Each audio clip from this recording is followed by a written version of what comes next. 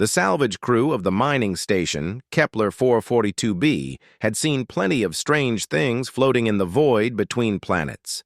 Asteroid chunks loaded with rare minerals, ancient probe fragments from long-dead civilizations, and sometimes the twisted remains of ships that had met unfortunate ends in the darkness of space. But nothing quite like this. Captain Elena Vasquez pressed her face against the observation deck's reinforced glass, watching as the massive object slowly rotated in the pale light of the distant star. The ship was enormous, easily 3 times the size of their own station, and it was unlike anything in the known databases. Its hull was a deep, almost black metal that seemed to absorb light rather than reflect it. Strange geometric patterns covered its surface, creating an optical illusion that made it difficult to focus on any one section for too long. "How long has it been drifting out there?" Elena asked her chief engineer, Marcus Chen, who was studying the readings on his tablet with a furrowed brow. "Based on the trajectory calculations and the amount of cosmic dust accumulated on the hull, I'd say at least 500 years, maybe more," Marcus replied, not looking up from his data. "The really strange part is that it's not giving off any energy signatures. No heat, no electromagnetic emissions, nothing. It's like it's completely dead." Elena nodded thoughtfully. In her 15 years of deep space salvage operations, she had learned to trust her instincts, and right now they were telling her that this ship was special. The discovery could mean a significant payday for her crew, especially if the technology inside was advanced enough to interest the major corporations back in the inner systems. "What about life support?" she asked. "Any signs that something might still be alive in there?" "Negative on all scans," replied Dr. Sarah Kim, the station's xenobiologist, as she joined them at the observation window. "But Captain, I have to say, the ship's design doesn't match any known species in the galactic databases. The proportions are all wrong for the usual suspects. Too big for the Zanari, wrong shape for the Kotek, and the material composition is unlike anything the hegemony uses." Elena turned to face her crew. The salvage team consisted of 12 people, each experts in their respective fields. They had worked together for 3 years, ever since Elena had purchased the mining rights to this remote system. The work was dangerous and often thankless, but the potential rewards kept them going. A discovery like this could set them all up for life. "All right, people," Elena announced, her voice carrying the authority that had made her a successful salvage captain. "We're going to board that ship and see what's inside. Standard salvage protocols apply. Marcus, I want you to prepare the cutting tools in case we need to make our own entrance. Sarah, pack your xenobiology kit. We don't know what we might find over there, and I want everyone in full environmental suits. We don't take any chances with unknown vessels." The crew dispersed to prepare for the boarding operation, but Elena remained at the observation window, studying the mysterious ship. There was something about its design that nagged at her, something familiar yet completely alien at the same time. The geometric patterns on the hull seemed to shift and change as she watched, creating an almost hypnotic effect. "Captain," called out James Rodriguez, their communications specialist, from his station across the bridge. "I'm picking up something strange from that ship." Elena walked over to James's workstation, where multiple screens displayed various scanning data and communication frequencies. "What kind of strange?" she asked. "Well, it's not exactly a signal," James said, adjusting his headset. "It's more like background noise, but it's rhythmic, almost like a heartbeat. And Captain, it's getting stronger." Before Elena could respond, a new voice joined the conversation. "Did someone say heartbeat?" It was Dr. Martinez, the station's medical officer, who had been monitoring the crew's health readings in preparation for the boarding mission. "Because I've been detecting some unusual patterns in our biosensors." "What kind of patterns?" Elena asked, though she was beginning to suspect she wouldn't like the answer. "Ever since we moved into scanning range of that ship, several crew members have reported strange dreams, vivid dreams about running through forests, chasing something they can't quite see, and their sleep patterns have been unusually deep, almost like they're being drawn into REM sleep more powerfully than normal.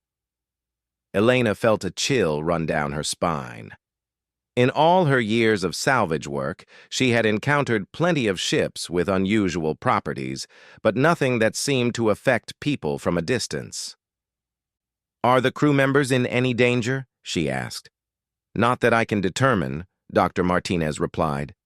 "Their vital signs are actually quite good, better than normal, in fact. It's almost like whatever is affecting them is beneficial somehow." As they spoke, a new sound echoed through the station's corridors. It was a deep, resonant barking that seemed to come from everywhere and nowhere at once. Elena and her officers looked at each other in confusion. "That sounded like a dog," Sarah said quietly. "But we don't have any dogs on the station." Elena activated the station's internal communication system. "All personnel, report to your stations immediately. If anyone has an animal on board that they haven't declared, speak up now." The responses came back quickly from all sections of the station. No one had any pets, and no one could explain the source of the barking. But even as they spoke, the sound came again, louder and more insistent this time. "It's coming from the ship," Marcus said, checking his scanning equipment. "The acoustic signature is definitely originating from the unknown vessel." Elena stared out at the massive, dark ship floating in the void. The barking continued, and with each sound, she felt a strange pull, as if something was calling to her. Around the bridge, she noticed that her crew members were all staring at the ship with the same expression of fascination and longing. "Captain," James called out, his voice tight with excitement. "The ship! It's changing!" Elena looked back at the vessel and gasped. The dark metal of the hull was beginning to glow with a soft, golden light. The geometric patterns that had seemed merely decorative before were now pulsing with energy, creating a complex web of illumination across the ship's surface. "Energy readings are spiking," Marcus reported. "But they're not dangerous levels. It's almost like the ship is waking up." The barking came again, and this time it was accompanied by other sounds. Sounds that Elena couldn't quite identify, but that filled her with a sense of warmth and belonging. It was as if the ship was greeting them, welcoming them home after a long journey. "Prepare the boarding shuttle," Elena ordered, her voice firm despite the strange emotions swirling within her. "Whatever's on that ship, we're going to find out. And something tells me it's going to change everything we thought we knew about the galaxy." As the crew prepared for their boarding mission, none of them noticed the subtle changes beginning to occur throughout their station. Plants in the hydroponics bays were growing faster and healthier than ever before. The air recycling systems were operating at peak efficiency without any maintenance. And deep in the station's computer core, new pathways were forming, creating connections that had never existed before. The ship in the void continued to pulse with its golden light, and the sound of barking echoed through space, carrying with it a message that would soon transform the understanding of humanity's place in the universe. But for now, Elena and her crew could only wonder what secrets lay waiting for them in the depths of the mysterious vessel, and what the persistent barking might mean for their future among the stars. The boarding shuttle. Endeavour drifted slowly toward the mysterious vessel, its hull reflecting the golden glow that now emanated from the alien ship. Elena gripped the pilot controls tightly, her knuckles white beneath her environmental suit's gloves. Beside her, Marcus monitored the approach vectors while Sarah prepared her xenobiology equipment in the passenger compartment behind them. "Atmospheric readings are strange," Marcus reported, his voice crackling through the comm system. "There's definitely an atmosphere inside that ship, but the composition is unlike anything we've encountered. High oxygen content, but with trace elements that don't appear in any of our databases." The barking sound continued to echo through space, somehow penetrating their shuttle's hull and filling the cabin with its persistent call. Each bark seemed to resonate in Elena's chest, creating a warmth that spread through her entire body. She found herself thinking of Earth, of the stories her grandmother used to tell about the companion animals that humans had shared their lives with for thousands of years before they reached the stars. "Captain, look at this!" Sarah called from the back of the shuttle. Her voice was filled with excitement and confusion. "My bioscanners are detecting massive life signs throughout that ship, not just one or two entities, but hundreds of different biological signatures, and they're all familiar somehow." Elena turned in her pilot seat to look at Sarah's equipment displays. The readouts showed a complex web of life forms distributed throughout the ship's structure, each pulsing with a healthy, vibrant energy signature. What made her breath catch in her throat was the realization that many of the signatures looked remarkably similar to terrestrial life forms. "That's impossible," Marcus said, leaning over to examine the data. "We're thousands of light years from Earth, and this ship has been drifting here for centuries. How could there be Earth-like life forms aboard?" Before anyone could answer, the ship's hull began to shift.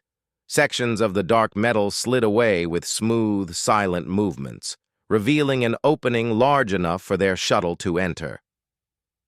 The interior was bathed in the same golden light that covered the exterior, and Elena could see what appeared to be a docking bay specifically designed to accommodate their small craft. "It's inviting us in," Elena whispered, hardly believing her own words. "The ship knows we're here, and it wants us to board." The shuttle glided through the opening, and Elena felt the subtle vibration as the ship's artificial gravity took hold of their vessel. The docking bay was enormous, easily large enough to hold a dozen ships their size, and the walls were covered with the same geometric patterns they had observed from the outside. But up close, Elena could see that the patterns weren't just decorative. They were some kind of complex data storage system, with information flowing through them like neural pathways. "Atmosphere is breathable," Marcus announced as they touched down on the deck. "In fact, it's remarkably close to Earth standard. Temperature is comfortable, humidity is perfect, and those trace elements I mentioned earlier, they're organic compounds that are actually beneficial to human physiology." Elena powered down the shuttle and began the post-flight checklist, but her mind was racing with questions. How could an alien ship create an atmosphere so perfectly suited for humans? And why did everything about this vessel feel so welcoming, so familiar? The team gathered their equipment and approached the shuttle's airlock. Elena paused with her hand on the release mechanism, looking back at her crew. "Remember, we don't know what we're walking into. Stay together, stay alert, and if anything seems dangerous, we retreat immediately." Sarah and Marcus nodded their understanding, but Elena could see the same excitement in their eyes that she felt building within herself. Whatever lay beyond that airlock, it was going to answer questions that humanity had been asking for centuries. The airlock cycled through its sequence, and the outer door slid open with a soft hiss. The golden light from the ship's interior spilled into the shuttle, and with it came a sound that made Elena's heart skip a beat. It was the sound of running footsteps, not just one set, but many, approaching their location at high speed. "Movement detected," Marcus said, checking his scanner. "Multiple entities approaching fast. But, Captain, the biosignatures are—" He paused, staring at his display in disbelief. "They're dogs. The readings match perfectly with canine life forms." Before Elena could process this information fully, the source of the footsteps came into view. Racing down the corridor toward their shuttle was a pack of dogs unlike any she had ever seen. They moved with incredible grace and intelligence, their coats shimmering with the same golden light that filled the ship. But these weren't ordinary dogs. They were larger than any terrestrial breed, with eyes that held an unmistakable intelligence and purpose. The lead dog, a magnificent creature with a coat that seemed to contain entire galaxies within its fur, approached Elena without fear or aggression. It sat down directly in front of her and tilted its head in a gesture that was unmistakably questioning. Then, to Elena's amazement, It spoke. "Finally," the dog said, its voice resonating directly in Elena's mind rather than through her ears. "We have been waiting so long for your kind to find us again." Elena stumbled backward, her mind struggling to process what she was experiencing. Marcus and Sarah were equally stunned, staring at the pack of extraordinary canines that had surrounded their shuttle with what could only be described as joy and excitement. "You can speak," Sarah managed to say, her scientific training warring with the impossibility of what she was witnessing. "We have always spoken," the lead dog replied, its mental voice warm and amused. "Your species simply forgot how to listen. But that is why we are here, why we have waited in the void between worlds, to help you remember." Elena found her voice, though it came out as barely more than a whisper. "Who are you? What is this ship?" The dog's eyes held depths that seemed to contain the wisdom of ages. "We are the Guardians, the companions your species lost when you reached for the stars. This ship is the Ark of Bonds, built by the first humans who realized that in their rush to explore the galaxy, they had left behind the most important relationship they had ever formed." As the dog spoke, Elena began to notice changes in herself and her crew. The strange warmth she had felt earlier was growing stronger, and with it came a clarity of thought she had never experienced. Colors seemed more vivid, sounds were richer and more complex, and she could sense the emotional states of her team members with startling accuracy. "What's happening to us?" Marcus asked, though his voice carried wonder rather than fear. "You are remembering," another dog replied, this one with a coat that sparkled like starlight. "For thousands of years, humans have been incomplete, missing the symbiotic bond that made your species great. You evolved together with us, your consciousness expanding through our partnership. When humans left Earth without us, both species were diminished." Sarah knelt down and extended her hand toward one of the smaller dogs, a beautiful creature with fur that shifted through every color of the rainbow. The dog approached without hesitation, nuzzling against her glove with obvious affection. The moment they touched, Sarah gasped as new sensations flooded her awareness. "I can feel its thoughts," she whispered in amazement. "Not just emotions, but actual concepts, memories, knowledge. It's like having access to a completely different way of understanding the universe." Elena looked around the docking bay, finally understanding the true purpose of the geometric patterns covering the walls. They weren't just data storage systems.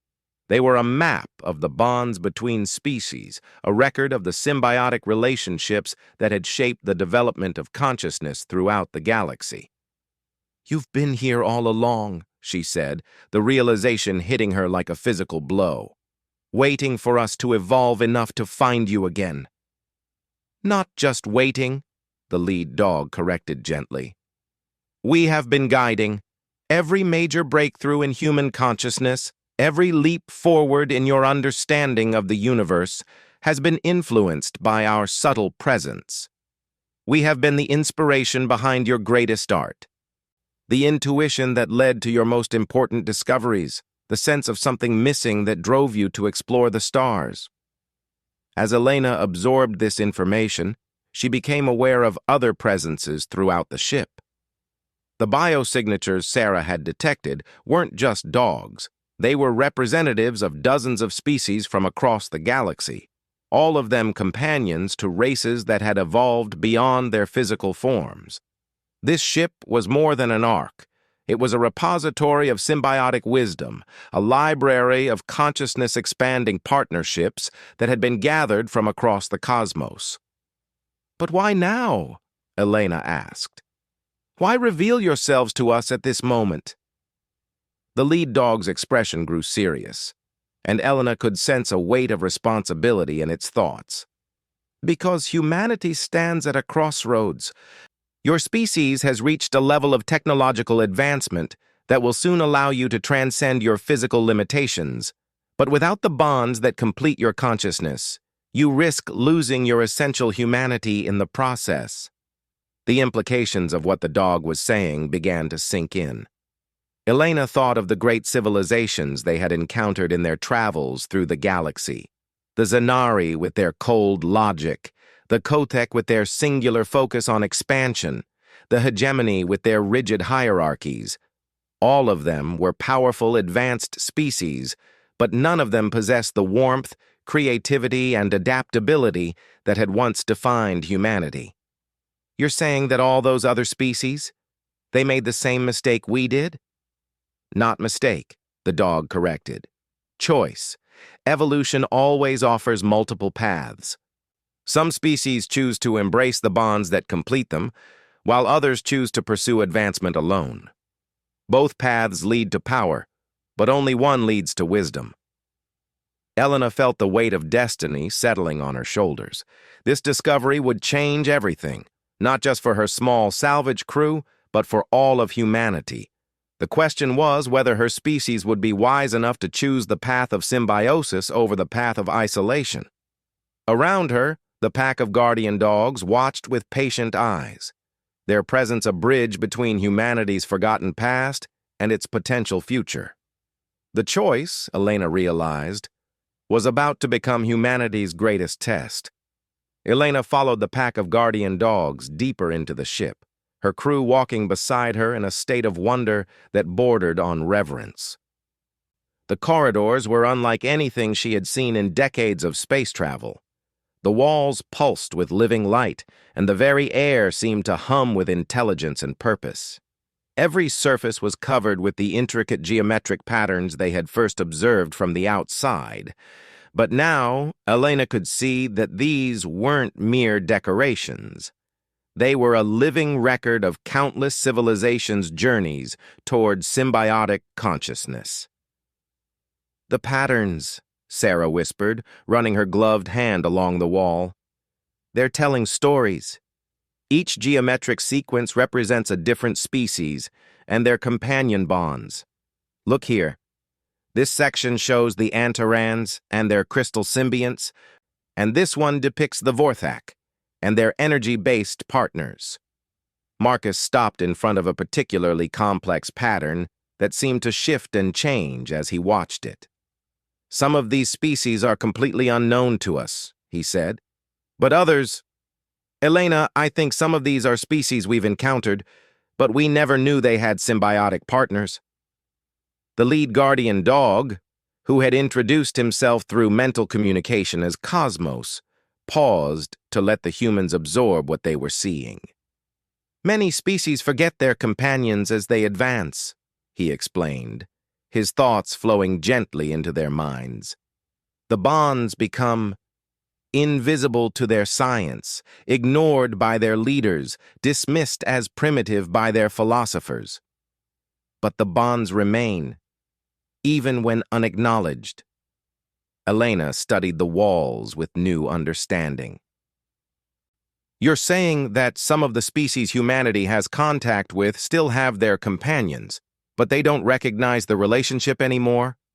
"The Zanari Council of Logic believes they eliminated emotional thinking from their society 5,000 years ago," Cosmos replied. "They do not realize that their companion spirits simply learn to communicate through pure mathematical concepts. What they call logical inspiration is actually the guidance of their symbiotic partners." As they walked, Elena began to notice other inhabitants of the ship. Creatures that resembled Earth's dolphins swam through tubes of liquid light that ran along the ceiling. Beings that looked like living crystals hummed in harmonious frequencies that seemed to resonate with the ship's very structure. And everywhere there were dogs, not just the magnificent guardians who were guiding them, but ordinary-looking canines that reminded Elena powerfully of the pets her family had kept during her childhood on Earth. "Are those," she began to ask, "the descendants of Earth dogs who were brought aboard when this ship was first constructed?" confirmed another guardian, a sleek female with fur that reflected the colors of nebulae. "They have been bred and evolved over the centuries to maintain their connection to human consciousness while developing greater intelligence and longevity. Every Earth dog who ever loved a human has genetic descendants aboard this vessel."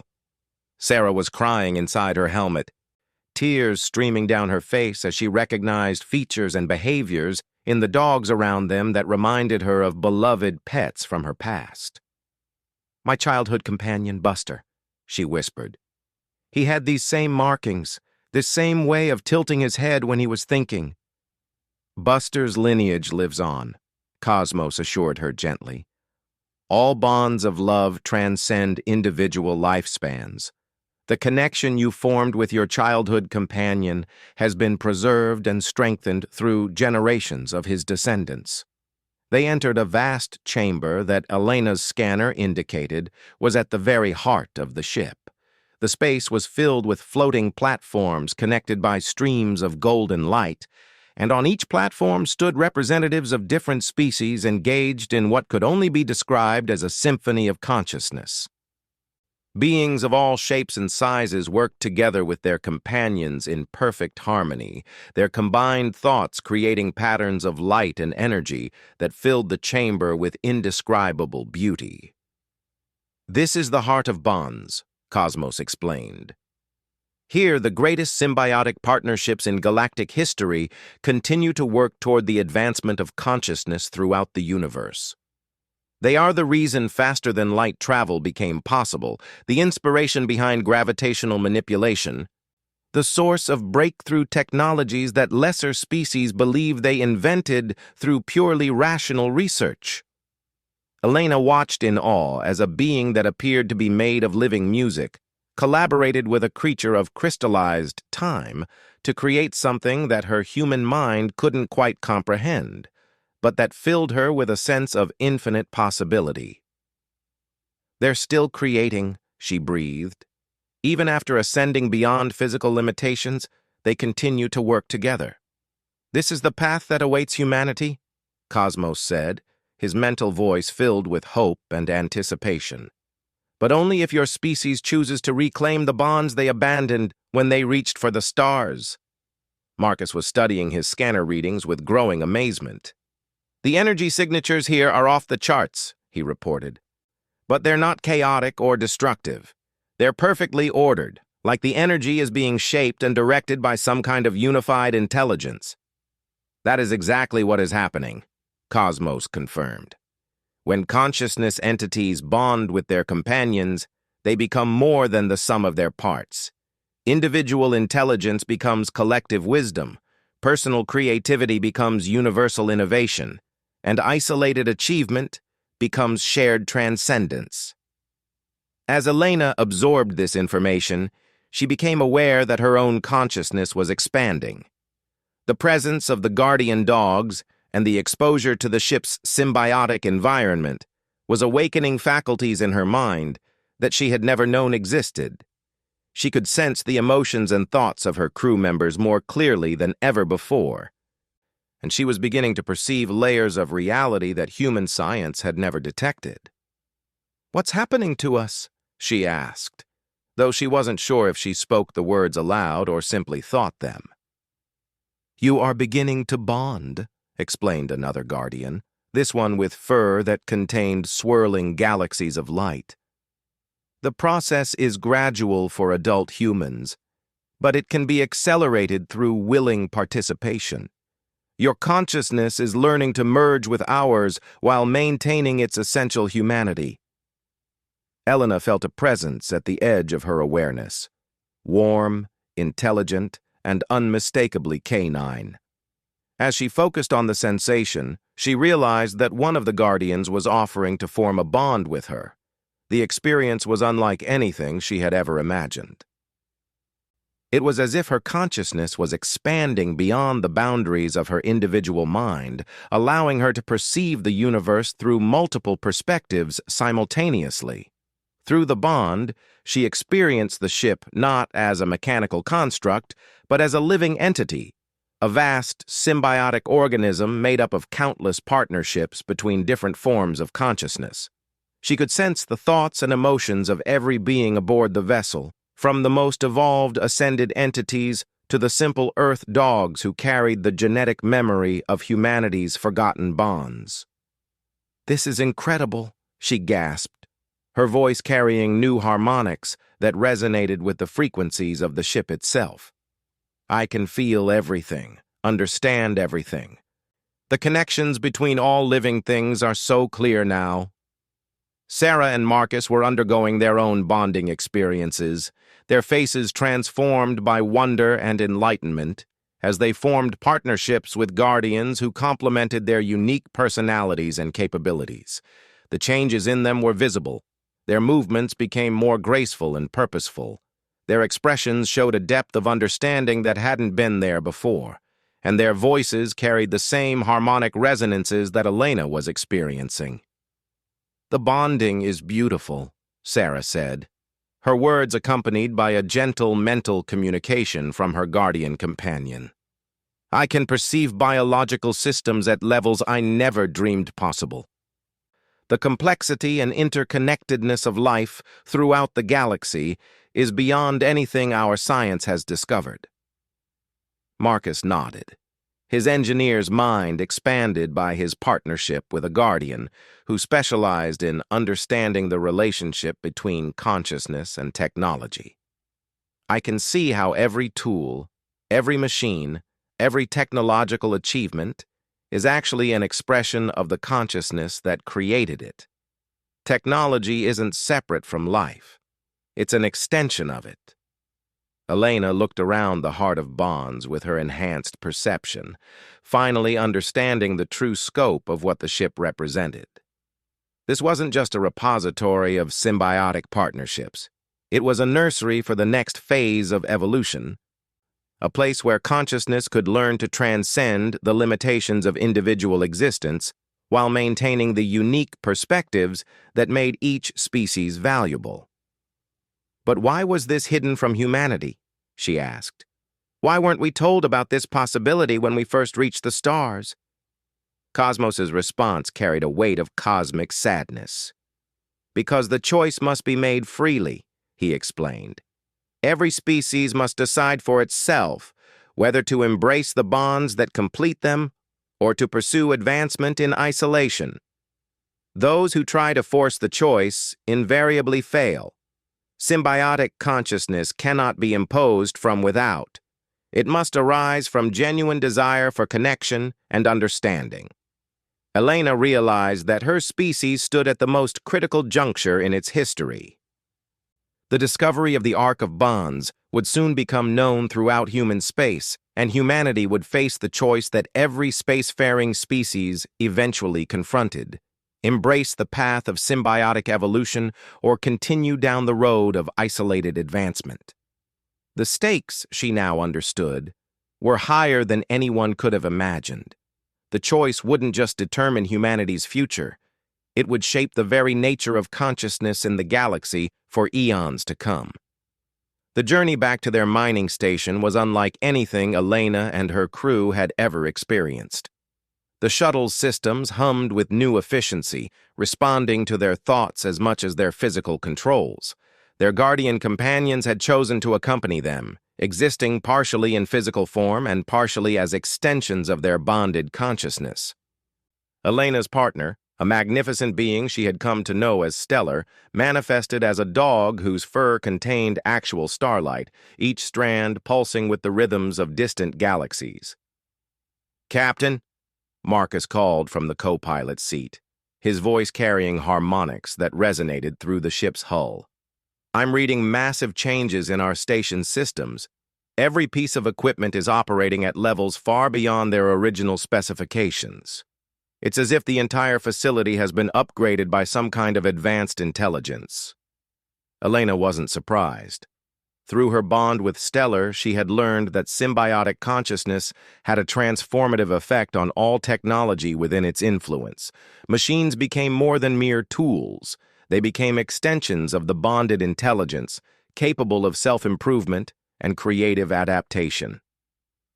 "The changes aren't just technological," Sarah added, her own guardian companion, Luna, manifesting as a shimmering presence of silver light beside her. "The biosensors are detecting improvements in the health and cognitive function of every crew member on the station. Their sleep patterns have stabilized. Their immune systems are operating at peak efficiency, and their creative problem-solving abilities have increased dramatically. As they docked with the station, Elena could see the changes immediately. The mining facility, which had always been a purely functional collection of metal and ceramic modules, now pulsed with subtle patterns of light. The geometric designs that had originated on the Ark of Bonds were appearing spontaneously on the station's walls, created by the interaction between human consciousness and the advanced materials they worked with every day. The rest of the crew was waiting for them in the main docking bay, their faces bright with excitement and confusion. Elena could sense their emotional states through her enhanced awareness. Curiosity, wonder, and an underlying sense that something fundamental had changed in their understanding of the universe. "Captain," called out Dr. Martinez, the medical officer, "I don't know how to explain what's been happening. Every person on this station has been experiencing the most vivid dreams, but they're not really dreams. They're more like memories of things that never happened, and everyone is reporting enhanced cognitive abilities, improved physical coordination, and a sense of connection to something larger than themselves." Elena stepped out of the shuttle, Stellar materializing beside her in full physical form. The gasps of amazement from her crew were immediate and profound. Several crew members fell to their knees, overwhelmed by the presence of a being whose very existence challenged everything they thought they knew about the nature of consciousness and reality. "This is Stellar," Elena announced, her voice carrying the new harmonic frequencies that came with bonded consciousness.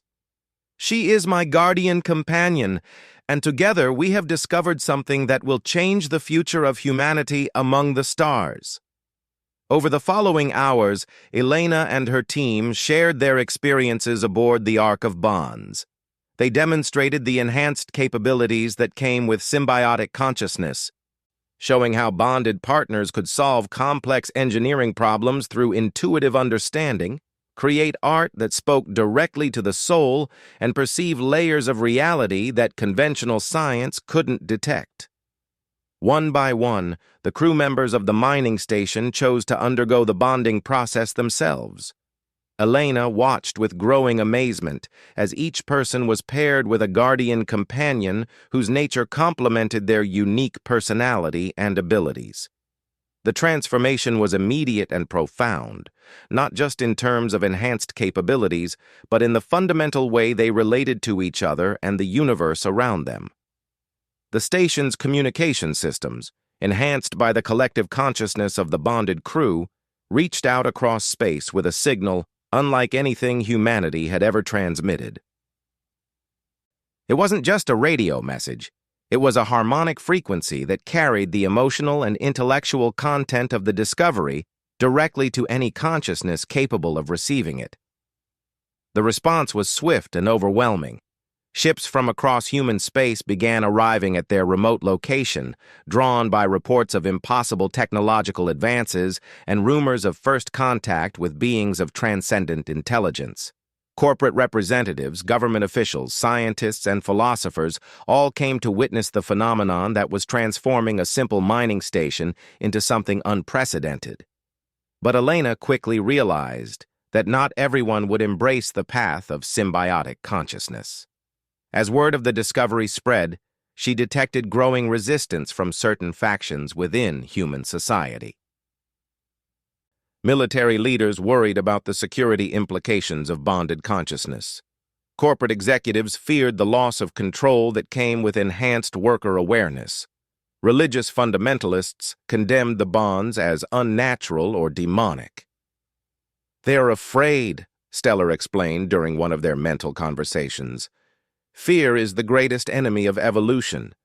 It blinds consciousness to possibility and traps it in patterns of limitation and isolation." Elena knew that her species was approaching a critical decision point. The technology and wisdom of the Ark of Bonds could revolutionize human civilization, but only if humanity chose to embrace it freely. The alternative, rejection of the symbiotic path, would lead to stagnation and eventual decline, just as it had for so many other species throughout galactic history. The test came sooner than Elena had expected. A fleet of military vessels arrived at the station, accompanied by representatives from the major human governments and corporations. Their leader, Admiral Harrison of the Terran Defense Force, demanded immediate access to the Ark of Bonds and all the technology it contained. "This discovery is too important to be left in the hands of private salvagers," the Admiral announced during a tense meeting in the station's conference room. "The potential military applications alone could ensure human dominance throughout this sector of the galaxy." Elena looked around the room at the assembled officials and corporate representatives, seeing through her enhanced awareness the fear and greed that motivated their words. "You don't understand," she said quietly. "This isn't about military dominance or corporate profit. This is about the next phase of human evolution. Evolution that we will control and direct," insisted Dr. Rebecca Voss, the chief science advisor to the Terran government. "The symbiotic process will be studied, refined, and implemented according to proper protocols. We cannot allow random mutations of human consciousness to proceed without oversight." Elena felt Stellar's presence strengthen within her awareness, and through their bond, she perceived the true nature of the choice facing humanity. The path of symbiotic consciousness could not be forced, controlled, or weaponized. It required willing partnership, mutual respect, and the courage to surrender individual ego in favor of collective wisdom. "The Guardians won't work with anyone who approaches them with thoughts of domination or control," Elena explained. "The bonds are built on trust and mutual benefit. Any attempt to exploit or manipulate the relationship will cause it to dissolve immediately." Admiral Harrison's response was predictable. "Then we'll take what we need by force. The technology aboard that ship belongs to humanity, and we'll reverse engineer it with or without the cooperation of these so-called Guardians." Elena stood up from the conference table, feeling the collective presence of all the bonded humans on the station, supporting her through their shared consciousness. "That's your choice to make," she said calmly, "but you should understand the consequences." What happened next demonstrated the true power of symbiotic consciousness. As the Admiral's forces moved to board the Ark of Bonds, the ancient ship simply left. It didn't use conventional propulsion or disappear through some kind of exotic technology. It transcended physical space entirely, existing in a dimension of pure consciousness that could only be accessed through symbiotic bonds. The military vessels found themselves grasping at empty space, their sensors detecting nothing but the faint echo of the ship's presence. But for Elena and the other bonded humans, the Ark of Bonds remained perfectly visible and accessible, a constant reminder of the path that remained open to any who chose to embrace it. Over the following months, word of the Guardian bonds spread throughout human civilization like wildfire. Some communities embraced the symbiotic path immediately, transforming their societies into centers of unprecedented creativity and wisdom. Others rejected it entirely, clinging to traditional patterns of hierarchy and control. Elena watched with mixed emotions as humanity divided itself between those who chose evolution and those who chose stagnation. The bonded communities flourished, developing technologies and art forms that seemed almost magical to outside observers.